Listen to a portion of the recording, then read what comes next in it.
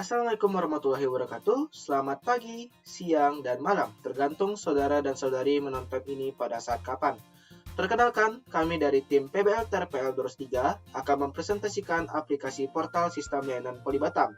Sebelum kami mendemonstrasikan fitur-fitur yang tersedia, izinkan kami menjelaskan terlebih dahulu gambaran umum di aplikasi ini.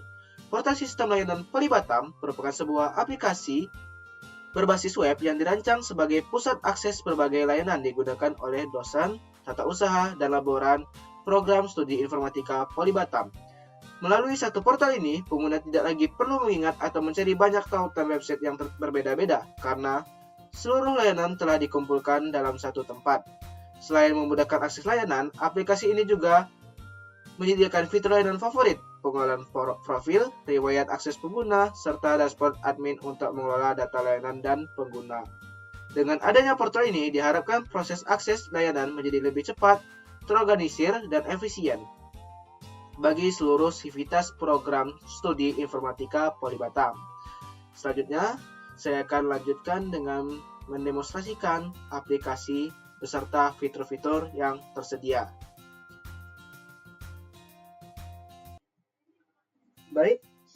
Baik, kita sudah berada di halaman login page, yang dimana di sebelah kirinya terdapat logo beserta nama dan judul aplikasinya, yaitu Politrace, Sistem Portal Layanan Politeknik Negeri Batam. Di sebelah kanannya, di sini pengguna diharapkan memasukkan NIK beserta kata sandi yang benar. Di sini saya akan memasukkan NIK-nya.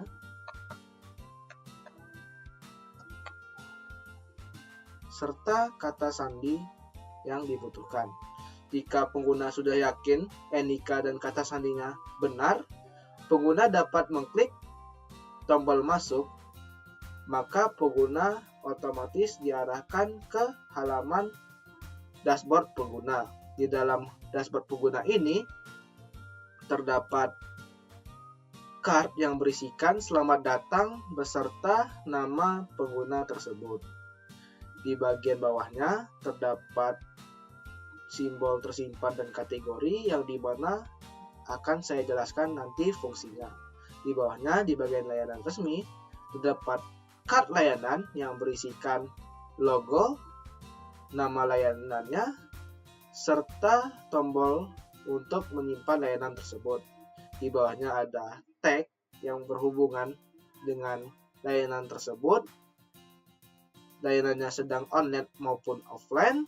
Di bagian kanannya terdapat untuk mendirect, yaitu kunjungi untuk mendirect ke halaman layanan tersebut, serta terdapat plus kategori untuk merubah serta menambahkan kategori yang diinginkan. Misalnya saya ingin ubah ke kategori umum, maka berhasil dirubah ke kategori umum. Jika pengguna ingin mengunjungi layanan yang dituju, pengguna tinggal mengklik sekali, maka pengguna otomatis dipindahkan ke layanan yang dituju. Nah, jika pengguna ingin menambahkan layanan tersebut ke bagian tersimpan, pengguna tersebut tinggal mengklik sekali. Jika sudah muncul seperti ini, maka pengguna sudah berhasil menambahkan layanan tersebut ke bagian tersimpan. Baik, kita lihat sendiri jika sudah mengklik bagian ini, maka sudah ditambahkan ke bagian tersimpan. Jika pengguna ingin menghapus layanan tersebut dari bagian tersimpan, pengguna dapat mengkliknya sekali lagi, maka otomatis layanan tersebut sudah dihapus dari tersimpan. Baik, di bawahnya lagi terdapat layanan pribadi. Jika pengguna belum menambahkan layanan pribadi sama sekali, maka akan muncul belum ada link pribadi yang ditambahkan. Jika pengguna ingin menambahkan link pribadi, pengguna dapat mengklik plus link di sini, maka otomatis pengguna diharapkan mengisi nama website, URL website, kategori yang diinginkan, tag yaitu opsional, serta deskripsinya. Semisal saya mau menambahkan website pribadi yaitu YouTube dengan URL websitenya, memilih kategorinya atau maupun membuat kategori baru di bagian sini. Tapi karena saya ingin menambahkan kategori yang sudah ada, maka saya tambahkan ke umum. Tagnya saya itu menambahkan satu aja, yaitu baru. Di sini bisa bebas ya teman-teman, mau nambah 2, 1 maupun tidak ada. Karena saya ingin menambahkan satu yaitu baru, maka saya klik baru. Di sini saya bikin website YouTube. Maka ketika pengguna simpan,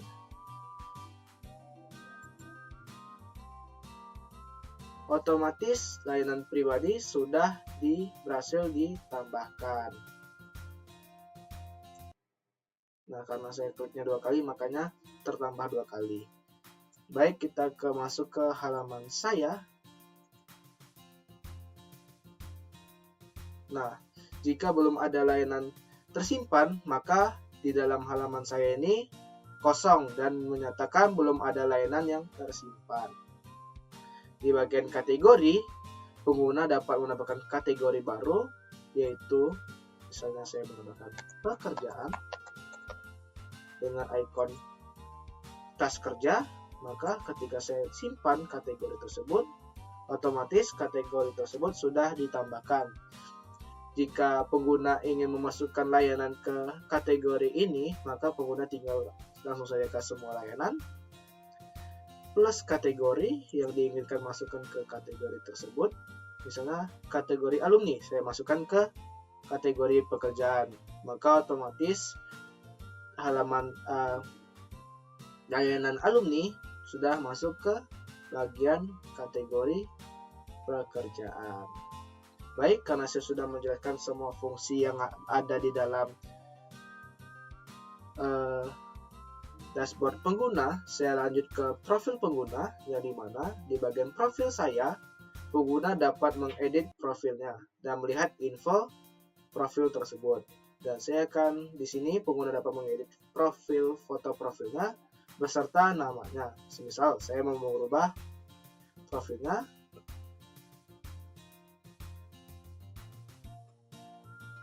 dan namanya.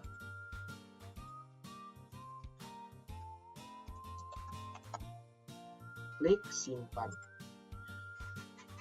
Maka otomatis profil berhasil diperbarui dengan profil saya itu sudah berisikan foto profil beserta namanya.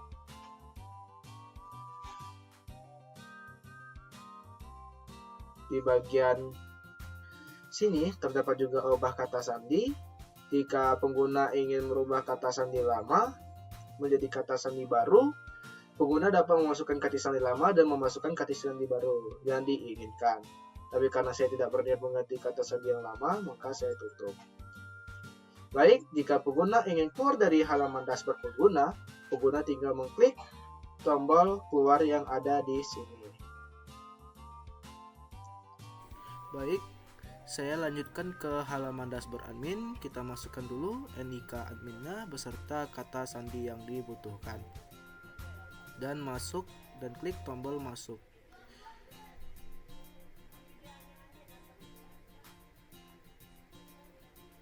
Nah, ketika sudah sampai ke dashboardnya admin, kita disuguhin dengan kata selamat datang admin, dan di situ ada jumlah pengguna yaitu 8, dan di bagian layanan ada 7 dan jumlah kategori ada 3.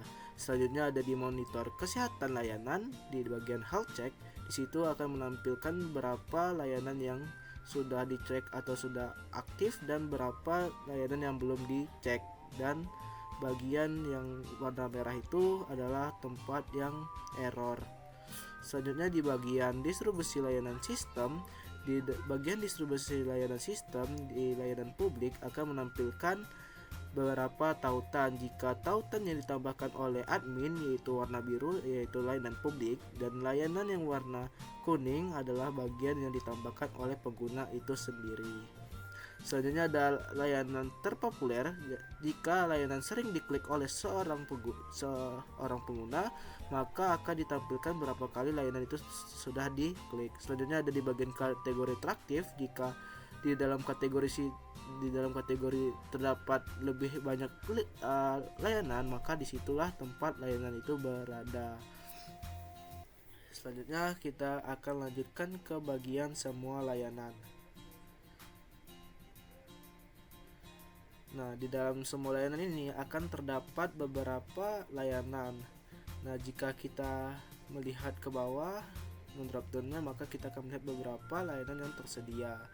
Jika kita mencari layanan, kita cari dulu di situ, maka akan muncul di situ adalah alumni. Nah, selanjutnya jika mau melihatnya secara tabel maupun card, kita bisa mengklik bagian tabel dan card itu dan melihat.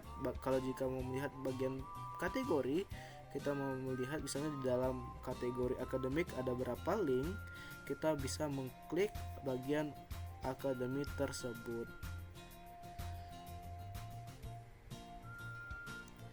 Nah, selanjutnya mungkin kita lanjutkan ke bagian kelola pengguna. Nah, di bagian kelola pengguna terdapat beberapa daftar pengguna yang ada, baik dari dosen, tata usaha maupun laboran. Nah, di dalam itu kita bisa mencari juga pengguna yang kita cari. Misalnya kita mau cari C. Ronaldo. Nah, ketikkan enter, maka muncul C. Ronaldo-nya. Nah, dan juga di sini kita bisa mencari secara tabel maupun kartu. Nah, di bagian import pengguna berfungsi sebagai jika kita mau memasukkan banyak pengguna, kita bisa mendownload itu, ada bentahan Excel-nya, jadi kita tidak perlu menambahnya satu per satu. Selanjutnya di bagian tambah pengguna, kita bisa menambah baik dari NIK, nama, email, role, dan kata sandinya. Selanjutnya kita bisa ke bagian kelola layanan. Di kelola layanan sedikit mirip sama dengan semua layanan, tapi bedanya ada nomor layanan, visibilitas, status layanan, kategori, tag, terakhir kali dicek, dan aksinya. Nah, kita juga bisa mencari di bagian sini. Nah, di bagian edit layanan kita bisa mengedit layanannya dan kita bisa menghapus layanan tersebut.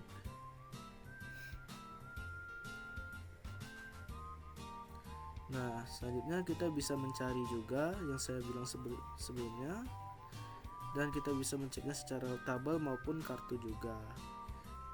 Di bagian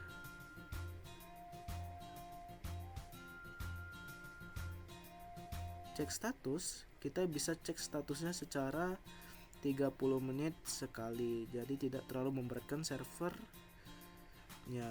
Selanjutnya kita bisa menambah layanannya juga secara manual.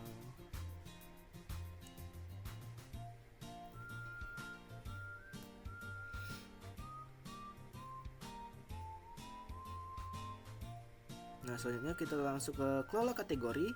Di bagian kelola kategori kita bisa melihat kategori yang ada yang telah ditambahkan oleh admin. Nah, di sini kita bisa menambah kategori baru untuk bagian untuk ditampilkan untuk seluruh pengguna yang ada. Misalnya saya tambahin itu kebab dan memakai simbol itu dan menambahkan beberapa layanan yang ada dan klik simpan. Maka akan muncul kategori kebab dan beberapa layanan yang telah disimpan di situ. Selanjutnya kita pindah ke kelola tag. Di bagian kelola tag ini ada beberapa tag yang digunakan untuk membedakan jenis-jenis layanannya, seperti ada baru, keuangan, dan lain-lainnya. Saya mau nambah di sini adalah apa ya, misalnya mungkin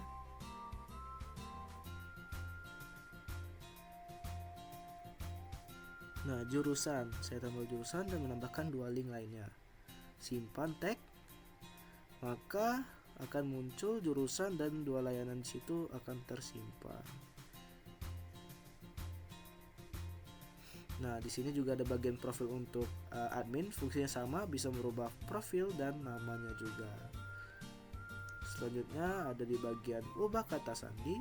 Nah, di sini bisa merubah kata sandinya jika diperlukan. Misalnya ada keluar. Nah, kita akan kembali ke halaman dashboard. Nah, selanjutnya ada bagian fitur yaitu lupa kata sandi. Ketika kalian mengkliknya, di situ ada lupa password. Jadi kalau kalian mau ada pengguna yang lupa, kita bisa masukkan NIK-nya di situ untuk meng-reset passwordnya. saya masukkan password NIK-nya, kirim tautan reset. Ketika saya klik kirim tautan resetnya, maka sistem akan otomatis kirim ke Gmail yang tertujunya. Selanjutnya kita cek emailnya apakah sudah masuk, kita refresh. Nah, sudah masuk ya, kita klik Laravel.